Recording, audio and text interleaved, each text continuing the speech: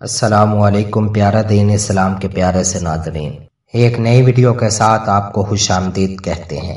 ایک بھائی کا سوال ہے کہ میری بیوی 7 دنوں کے بعد حیض سے پاک ہوئی اور غسل کے بعد نماز اور دیگر عبادات شروع کی۔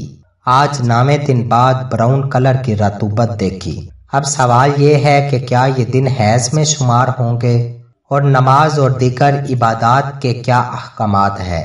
ویڈیو کی تفصیل میں جانے سے پہلے آپ لوگوں سے گزارش ہے، اگر آپ کو ہماری ویڈیوز پسند آئے تو چینل کو سبسکرائب، ویڈیو کو لائک اور شیئر ضرور کریں۔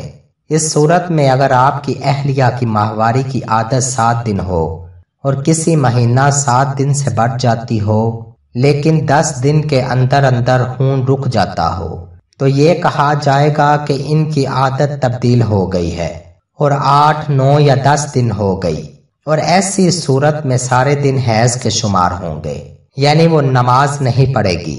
اور اگر 7 دن سے بڑھ کر اتنا خون آتا ہے کہ وہ 10 دن سے بھی بڑھ جاتا ہے، ایسی صورت میں 7 دن عادت کے مطابق حیض شمار ہوں گے اور باقی دن استغاثہ کے شمار ہوں گے۔ استغاثہ کے دوران نماز کا طریقہ یہ ہے کہ ہر نماز کے وقت بدن اور کپڑوں کو پاک کر کے اس وقت کی فرض نماز اور سنتیں پڑھے، اور اسی وضو کے ساتھ اس نماز کے وقت کے دوران نوافل وغیرہ بھی پڑھ سکتی ہے۔